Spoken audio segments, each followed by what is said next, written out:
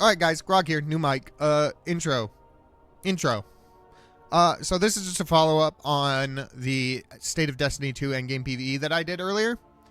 And what I want to talk about now is just some of the stuff that I was talking about in that video, such as the power grind and the weapons, right? We'll talk about Portal, all that other stuff later in a different video. But this, I just wanted to talk about the power grind and weapons. So we'll start off with the power grind. As I said before in my previous video, I will link that below in the description, by the way, that I felt like the power grind had became pretty much useless, right? There was no point to it.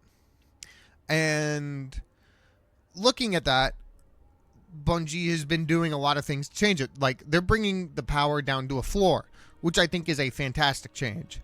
Bringing everything back down to a level where we're not in like the 2000s, where the numbers will be a lot easier to scale, where buffs will actually feel like it'll be a lot easier to number crunch, right? So we're not adding double-digit or like 5-digit numbers and 6-digit numbers. We'll be adding like 4-digit numbers, maybe 5-digit numbers at the most, right?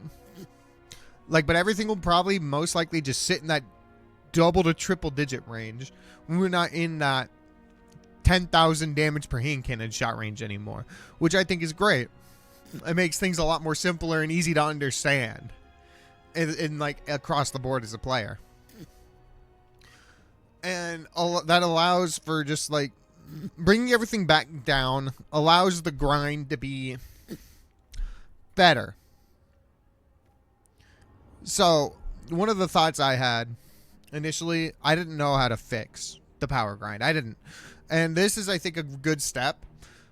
So it'll be like a power floor from like 10 to 200, right? That is your base power. And then after you get to 200, it'll be seasonal levels with things like unstable cores. And I'm 50-50 on the unstable core thing. It depends on how much we get, and I know other creators have talked about this. I know, like, I got this idea from Dado. Like, I watched his video, and that's what led me to kind of, like, give my thoughts on it. But what I'm saying here is kind of duping what he said. So please don't copyright strike me, Dado. I promise. I am doing this in good faith. Anyway. So we're looking at like the seasonal power mechanic. So the artifact level, from what I'm aware of, won't exist anymore, and it's going to be more based off of these unstable cores that are seasonal, i.e. half a year. You get half a year with these levels, right? You got half a year to hit max for the season.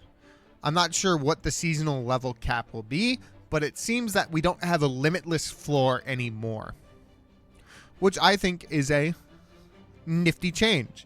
I don't know if it's like really necessary, considering I'm not sure what the power floors of the activities will be.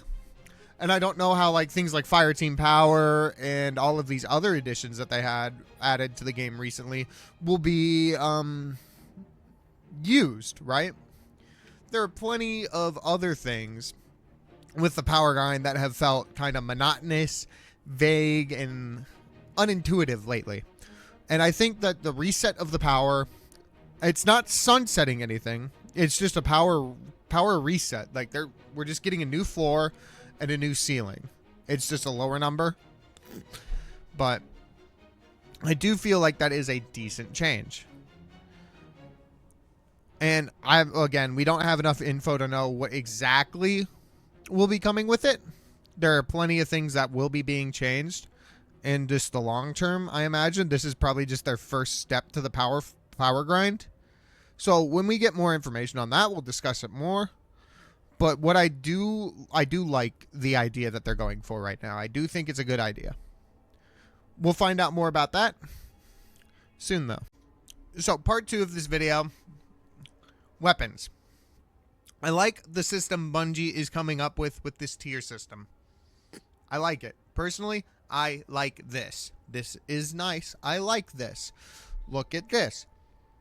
This is cool. We like this. This is neat. I like this. But tier 5 weapons. Credit to Dado for that, by the way. Credit to Dado for that little clip. What I like about this change is that these tier 5 weapons will not ruin what we have already grinded out right now, right? It's not going to gut all of our weapons because they are just going to be slightly better than what we have now. The way Bungie has said it is that these weapons will be around to a tier 2, tier 3 compared to these brand new tier 5s. So the weapons we have are going to be around tier 2 to tier 3, as in like fully enhanced and crafted weapons. Those will be around tier 2 to tier 3. And we don't need these tier 5 weapons to succeed in strict endgame content. Will they be a bit better? Yes. But the real kit and caboodle that comes with these tier 5 weapons are the cosmetic changes. Like, sure, yeah, we have enhanced origin traits, enhanced bows, or enhanced mags, and enhanced... I'm looking at the bow. Enhanced mags and enhanced barrels, right? We'll have that enhanced. But the big thing is cosmetic changes. These tier 5 weapons have weapon ornaments and a sweaty confetti-esque mod, which is cosmetic. It is separate from the normal weapon mods, which I like this. This is cool. That is nice. That gives a reason to get tier 5s for people who actually just feel like grinding out that content, but it doesn't make them necessary. They aren't required. They aren't required, and I like that. That's good. So it gives this kind of middle ground to people who want the crafting system in, but also like the grind. You have the people going out and getting their crafted weapons. They just won't have that cosmetic change. They won't have the enhanced barrel, mag, and origin trait, which most of those changes, with the exception of a few, will probably be inconsequential at best. At least for in this state of the game, I feel like they will not be that important as of now. But it gives people incentive to do both grinds. You can grind out your red borders, which will only net you a tier 2 to tier 3 weapon. And then you can go further your grind by going and committing yourself to getting these tier 5s, which... Now listen to this. Listen to this. Ready? Ready? Gives us a reason to farm loot.